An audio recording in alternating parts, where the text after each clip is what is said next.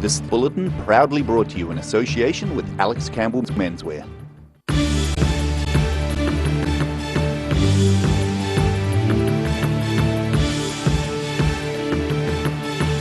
Tonight on The South Today, concern for Otago's hospitality industry as new restrictions on foreign workers set to take effect. Dunedin clubs target potential new members amongst the university student population. And a winter wonderland for some, but an icy nightmare for others. How the region coped with today's snowfall.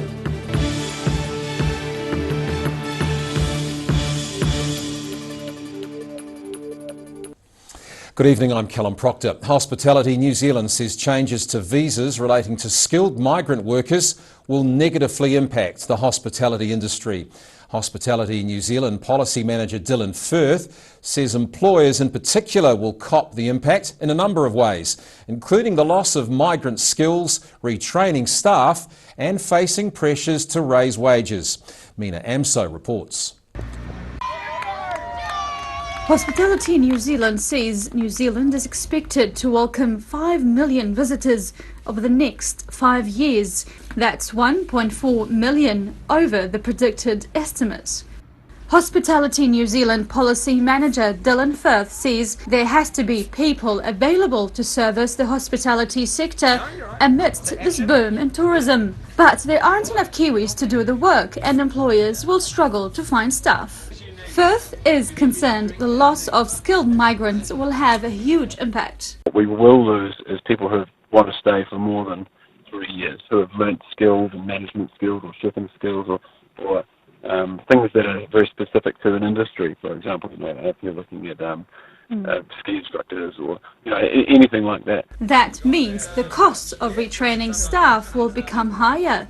To add insult to injury, Immigration Advisor June Ranson says employers will need to constantly advertise positions left vacant each year. The employer has to go through proving on each occasion that there is no New Zealander there to do the job. And of course they've got to go to the trouble of not just the market testing, but going to work and income, where it does the market assessment. So it's time related, and the fact that the employer has got no guarantee of continuity of retaining the same people. Ranson says as a result, hospitality workers' wages might increase so as to override the two pay thresholds of $49,000 and $73,000 that is set out in the new immigration rules. It can be seen that they are trying to be forcing up salaries and wages in New Zealand, and of course there'll be, in doing that will of course be passed on to the person who frequents that restaurant or hotel. It has to. So will employers respond and increase hospitality wages? That's going to be interesting. And the other interesting thing is that immigration hasn't actually firmed up on this policy. So they actually haven't drawn the line in the sand to say this is exactly what it's going to be. I don't think we're going to see a surge in wages all of a sudden. So when will employers in the hospitality sector begin to see an impact? Dylan Firth says the full scale of the impact will not be noticed straight away, but it will happen. Because there'll still be people showing that they can't fill those positions and those visas. From the changeover date, there will still be 3 years available for workers. I think in 3 years' time is when we might see some impact, or maybe 2 years when it may have put some people off from coming because it's just too difficult. I'll be talking tomorrow to Tourism Minister Paula Bennett, Immigration Minister Michael Woodhouse, Labour Immigration Spokesman Ian Lee Galloway, looking for their views on the impact of the new immigration laws. Mina Amso, The South Today. The lower South Island, including Dunedin, was shaken by a strong earthquake last night. GeoNet reported the quake as magnitude 6.4 and says it occurred 190 kilometres southwest of Snares Island, below Stewart Island, at a depth of 34 kilometres. Civil Defence says there were no tsunami threats from the quake. The quake was felt widely across the south, including in Invercargill, Tapanui, Wanaka out from Mosgiel and Dunedin. A Fire and Emergency New Zealand spokesman says he contacted firefighters in Invercargill after the quake and there were no reports of damage. And a police spokeswoman says police had no reports of any earthquake-related damage in the south.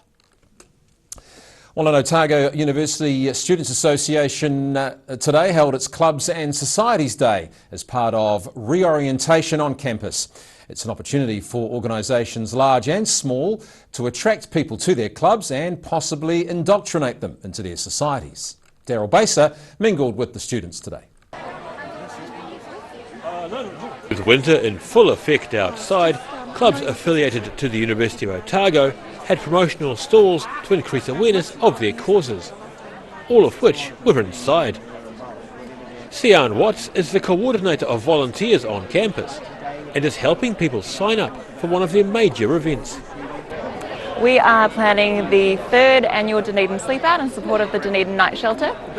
So we'll be spending the night in the Octagon on Friday the 28th of July to raise awareness and funds for our local homeless shelter that provides emergency accommodation for those experiencing homelessness in Dunedin. Just along from her is the president of the Otago Student Animal Legal Defence Fund, Oscar Rago, who says it's an interesting time for their organisation. Well, our organisation's at quite an exciting point right now. We've just had a lot of success in the last OUSA referendum, so we're trying to capitalise on that. We've got a lot of people really interested in animal rights, animal welfare issues, keen to talk to us, particularly about animal testing on the campus, but we've had a lot of people come up to us with different issues involving animals that they're passionate about. In years gone by, politicians have received a less than warm welcome on campus. However, bearing in mind there's an election in a few months' time, these politicians from across the spectrum say they've been received well. Coming to Otago, it's got the most engaging students in the country, and people that are thinking about voting for the first time who want to talk about the issues, about housing, about tax and superannuation and their careers. And so, it's really nice to be able to get out amongst people that are engaged in politics and their choices at the election. But it's a really good opportunity for me to support the Young Nats, obviously, as one of the many clubs that are enrolling students today, and also to talk to students about what's important to them. There's a number of political parties represented here, and I think there's a high level of interest in what's going on only 3 months out from a general election. With millennials, we're getting good engagement when we talk about the issues that matter. A lot of concern about climate change, concern about drug law reform, concern about education, the cost of education, of course, and even some concern about the hospital rebuild. Those kinds of things get people motivated, and also the chance to meet people like Jacinda Ardern and Grant Robertson, who are down this week. Those things motivate millennials to get out, to have the conversations and to sign up and vote. Clubs and Societies Days are held as part of orientation at the beginning of the varsity year and at this time to remind students of the options that are open to them. Daryl Baser, The South Today. A Cromwell man has thanked the community for their support after his stolen van and trailer holding a large inflatable ride were recovered. A police spokeswoman says an Espresso to-go van and trailer was stolen from Connolly Way in Cromwell early on Monday morning. The van and trailer were found down a bank on Nevis Road later that afternoon. The trailer contained an inflatable obstacle course called the Spiderweb. Well, much of the lower South Island received a large snowfall overnight, making travel difficult for people in a number of towns. Cars were abandoned as many southern residents chose to walk to work, and children made the most of the snowy conditions. Mina Amso took a look at some of the most affected areas. The hill suburbs of Dunedin, including Waikari and Roslyn, received a blanketing of snow, making it difficult for many people to get to work. Oh, well, there's a bit of snow. I just went to walk to work and there was no one there. They couldn't get out of the drive, so no work today.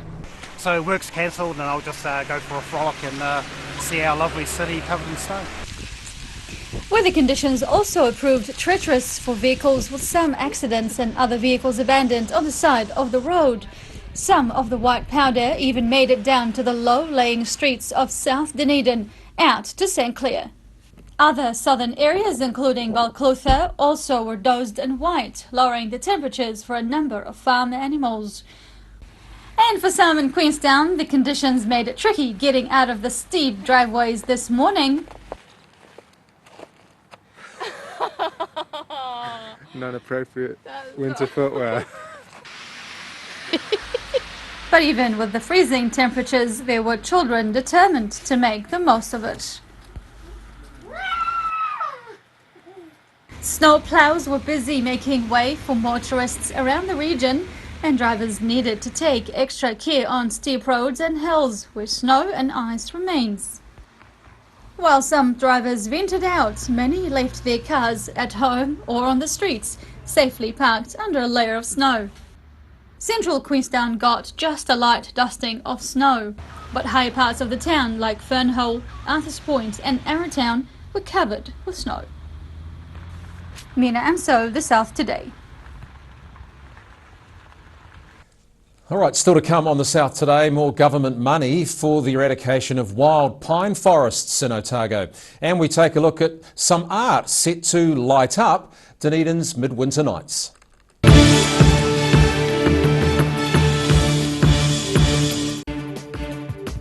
For all your news from the southern regions as it happens, go to our Facebook page. The South Today, connecting you with your community thanks to New Zealand On Air. Bring some more joy into your world by adopting one of our adult animals at SPCA Otago. Call now on 473 8252. Please adopt a pet now, they will love you forever. From rare to the recent, visit the legendary Hard to Find for your quality second-hand books. With the largest stock in New Zealand and a friendly book-loving atmosphere. For good prices, buying or selling, come visit 20 Dowling Street. How about these? Stretch moleskins by Lee Ryder. 7 colours, 2 leg lengths. Very comfortable, warm, extremely durable and only $79.90. Every reason, every season, we're proud to dress the region. Alex Campbell Menswear, it fits.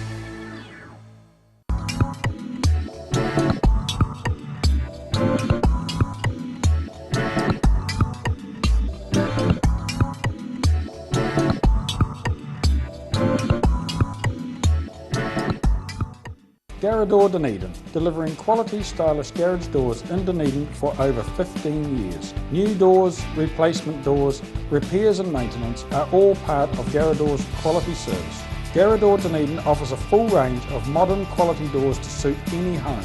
Come visit the team at 553 Kaikoai Valley Road. Visit www.garrador.co.nz or call us on 488 5676.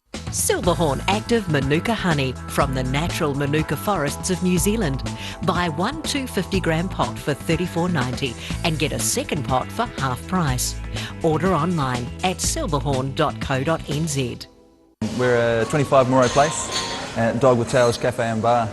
So we take coffee very seriously. We do what's called contract roasting, so we're creating our own roasting profile and then doing our own blends. We're really focusing on the craft of what we're doing. You know, we're going back, instead of going on mass-produced sort of cheap things, we're taking the time to really craft what we're making. Make it so anyone can come here and have a feed and be able to get something they're able to eat or that they want to eat as well. You're kind of getting a taste of cafes from all around the world when you come here. Grandad loved his family and surfing, in that order. He taught me to surf and we spent a lot of time in the water together over the years. When he died, I strapped the camera to the nose of his old board and filmed the paddle out at St. Clair. Gillian's played the video on the big screen at his funeral. Grandad would have loved having everyone come out one last surf with him. Gillian's Funeral Services, helping families celebrate the lives of their loved ones for generations. Gillians.co.nz.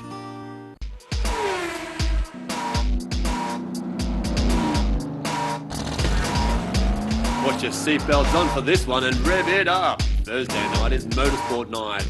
Proudly brought to you by multi-award-winning Garrador.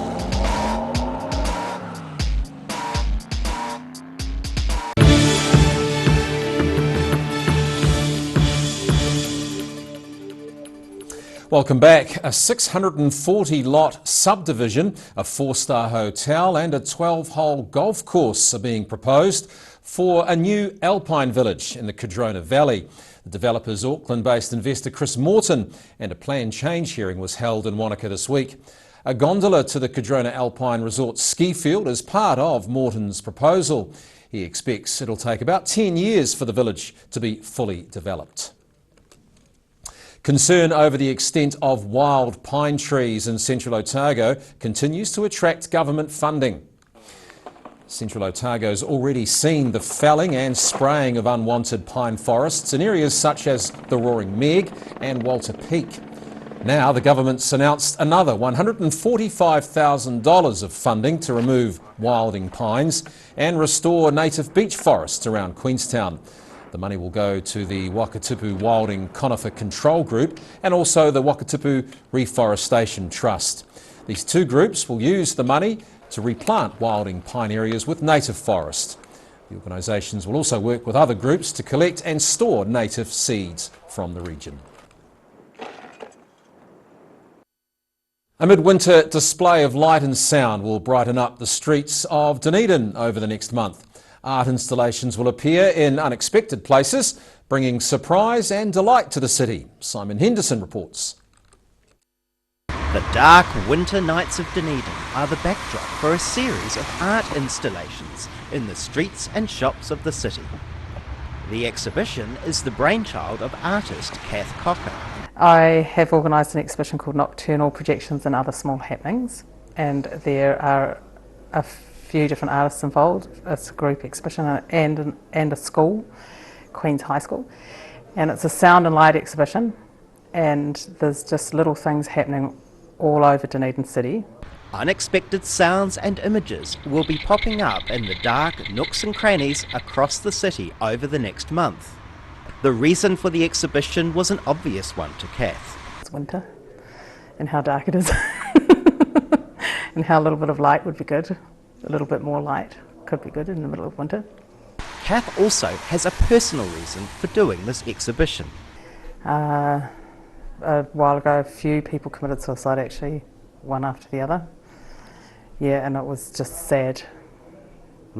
Yeah, and then I was exhibiting in the Octagon, and I had some stars in the fountains. It was called Return of the Star Fountain, and I thought a sound and light exhibition would be really good.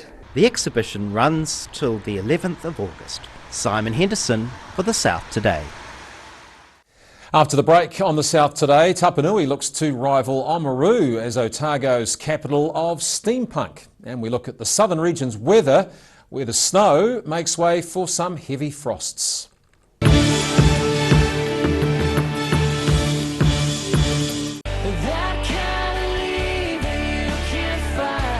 Kiwi Country, an hour of country music from today and yesterday. Sunday 4 p.m, repeating Friday 10 p.m. How about these? Stretch moleskins by Lee Ryder.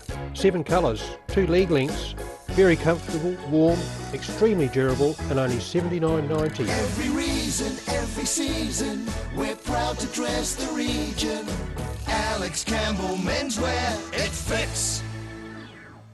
The University of Otago, New Zealand's only true collegiate university. For first-year students, the history, the expectations of excellence are unfamiliar. G'day, I'm next door. Hi, next door. I'm Samantha Pascoe. No, you're not. I'm Josh, Clyde, Science. And you are? Sam, Hastings, Law and Arts. Tane, Auckland, Commerce. Osaka, Greece, Classics. History.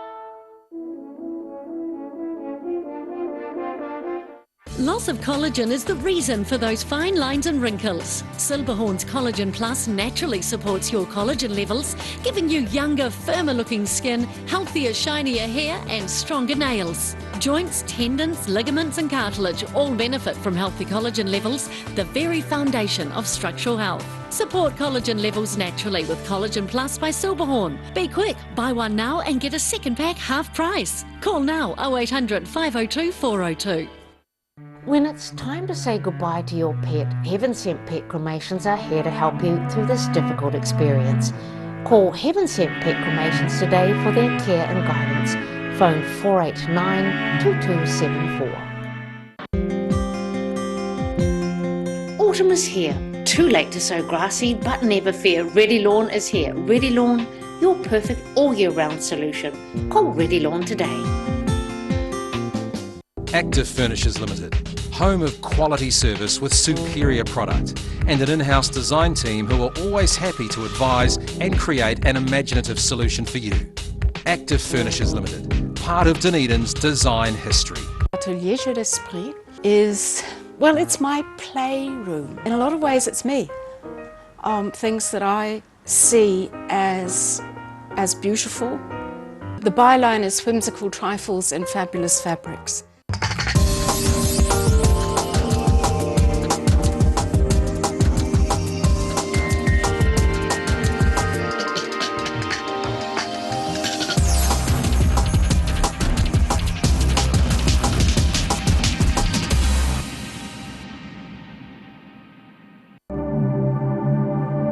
Channel 39 brings you a series of 45-minute documentaries looking at the future and the past.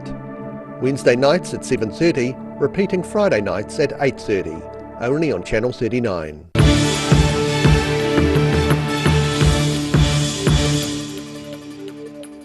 Welcome back. Due to the continuation of severe weather throughout Dunedin and central Otago, Aurora Energy has decided to cancel all planned outages for tomorrow. The company says it will also review its planned outages scheduled for Friday, with a decision to be made on that by tomorrow afternoon. Areas which would have been affected by tomorrow's planned outages include Alexandra, Mosgiel, St Kilda and Andersons Bay. All cancelled outages will be rescheduled and electricity retailers will be notified 10 days in advance. Aurora says as severe weather continues, customers should be ready for the possibility of unplanned power outages. Well, West Otago is to get its own steampunk group called the Dragon's Lair. The group will be launched this weekend with a steampunk fashion show extravaganza in Tapanui. And while Oamaru is the recognised home of steampunk in New Zealand, an event held in Tapanui last year attracted large numbers. One of the Tapanui group's founders, Vicky Yarker-Jones, says the group will have monthly get-togethers and attend events around Southland and Otago. The show will raise money for Dunedin designer Michelle Webb to take her creations to the World of Wearable Arts competition in Wellington. Now recapping tonight's top stories on The South Today. Hospitality New Zealand says changes to visas relating to skilled migrant workers will negatively impact the hospitality industry. Otago University Students Association held its Clubs and Societies Day today as part of reorientation on campus, and much of the lower South Island received a large snowfall overnight, making travel difficult for people in a number of towns. Now let's look at tomorrow's Otago Daily Times. Phil Somerville, hi. Yes, hi Callum. Lots of snow pictures in the paper tomorrow, of course, and here's a classic shot, probably be on page 1, on the looking down from the overbridge on down Stewart Street. Classic Dunedin shot. You can see one or two cars near the top having a bit of fun and games in the slippery conditions. You've got to wonder how that ended. Yes, you do. Well, we'll leave that open, I think. Lovely story about a young woman from Dunedin who's canned her way into the Moulin Rouge chorus in Paris, so that's quite exciting. University Front, there's details, plans for a very big music facility development. Sort of might mention the opinion page. Joe Bennett's talking, he can write about anything, and I heard him once saying that he was speaking to a group and they said, you know, tomorrow he's writing at bananas, so you can imagine you have quite a bit of fun with bananas. Sport, the Highlanders for the game on Friday is named, and we've also got some details about the America's Cup parade tomorrow, So that should be a big event for Dunedin, and hopefully the airport isn't iced up tomorrow morning and everybody can come in, and it can be a fun day, especially for the school holidays. That's right, let's hope so. It should be a big day. Thank you. All right, that's tomorrow's ODT. Time now for a look at tomorrow's weather.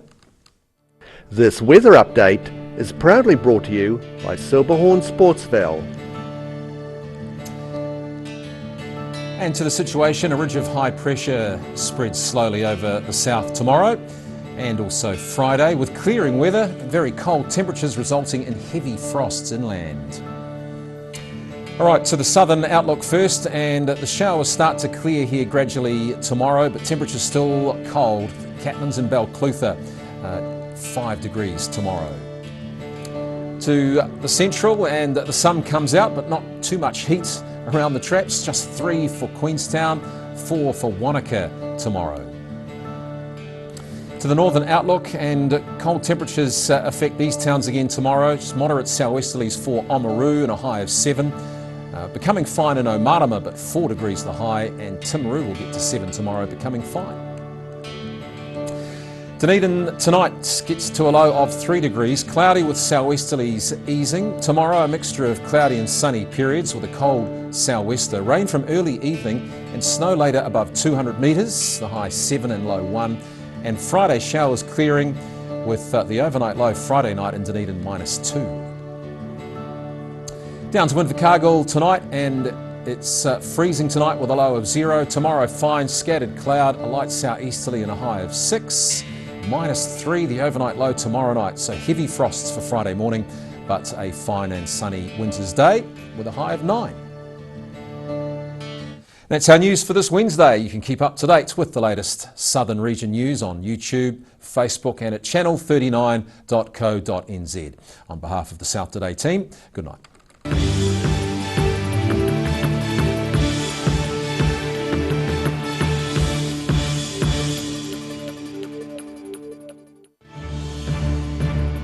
This bulletin proudly brought to you in association with Alex Campbell's Menswear. Supporting local content so you can see more of New Zealand on air.